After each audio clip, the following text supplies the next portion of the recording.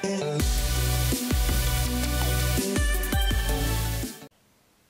guys, it's Drac, and we're here to do a versus video between these two Retaliator kits. Now, these are both pump-action foregrip Retaliator kits, replacing the top rail entirely, which means that the original slide is gone. For Retaliators, I put them both on lightly modified XD Retaliators, and they utilize the original kind of barrel. You could call it a suppressor, you could call it a barrel extension, you could call it whatever you want because it doesn't really matter, but these are two different companies. One of them is a fully 3D printed kit from HeartFoxxNerf on Etsy, and then this is, of course, a metal kit with, I think, either aluminum or steel priming bars, and then also a kind of molded, injection molded plastic drop-down grip from Worker. Now, Worker being the Chinese company that's been totally making a lot of very...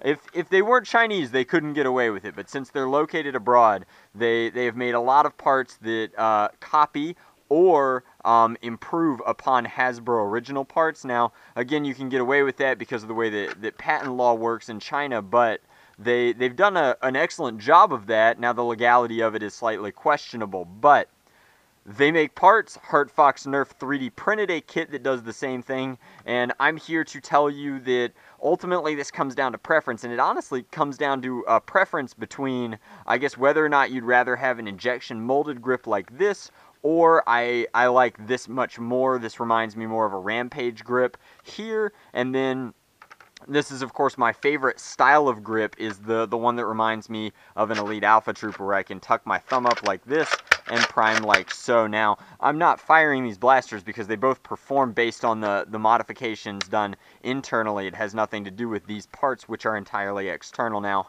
as far as the durability goes, I've put a lot of shots through the HeartFoxxNerf kit, and even though these are 3D printed priming bars, they seem to be very sturdy, very solid. Now, both are bolted in with metal, but that's where the similarities end. This is a lower profile, and you can see that here. It's much tighter to the blaster because it doesn't need these external pieces to really anchor everything together, nor does it come up top. It goes straight through into the bolt. So this is a more efficient style, but it's also much more expensive. So the HeartFoxxNerf kit is $35 United States dollars and ships from, I want to say, Illinois, and the Worker kit is more expensive than that. Now, it really depends on the season as to what you pay for the Worker kit, but they do have at least this grip on Amazon, and the grip alone right now is $20 United States dollars on Amazon. The kit itself has not made its way onto United States Amazon, so you still have to order it through Taobao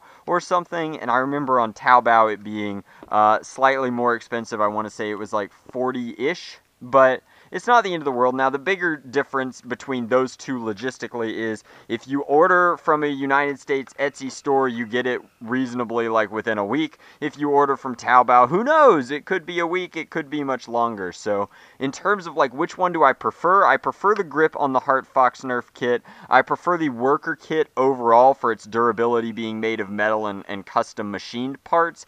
That said, if I had to choose which one to purchase, and that's where it gets weird, like if you handed them to me in a vacuum, I would definitely take the Worker kit. This feels like ready, rock solid, built for HVZ battle.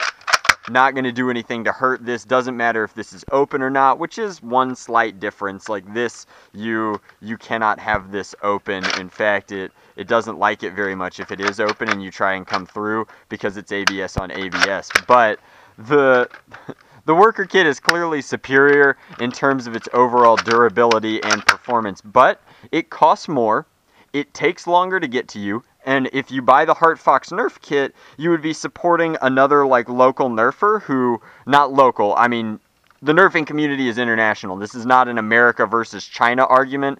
This is one guy who designed his own kit. It works well, and it's very aesthetically and ergonomically pleasing, whereas this is a company that stole patents from the company that we already support, and then is using them to mass market and profiteer. So, like, it's almost like the old adage of, like, do you really want tobacco companies in your stock portfolio? I don't know, but I prefer this kit in a vacuum, but if I had to support one, I would support the 3D printed HeartFoxxNerf kit, because honestly, if you want something for like built for battle, get a Rampage or an Elite Alpha Trooper, because that's where pump action is its most durable, most efficient, and frankly, like, best, is when it has slam fire built in and was designed for that purpose, and all of the mechanisms are entirely internal, whereas no matter what you're doing with the Retaliator, at least with these two kits, the modifications are external and slightly less efficient. So I like the HeartFoxxNerf kit for Sambo goofing around. I think that it's more fun, and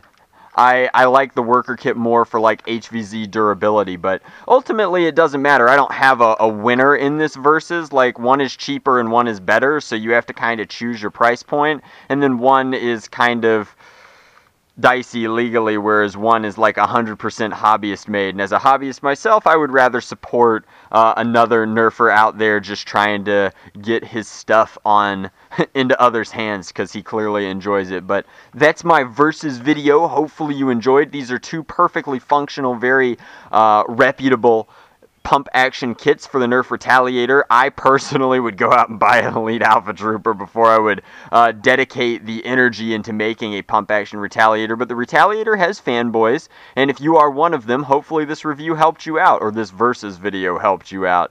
As always, guys, thanks for watching. Hopefully you enjoyed this very honest, very clear comparison between the two kits, and it influences or at least assists you in your future purchases. I'll see you guys tomorrow with another fun video.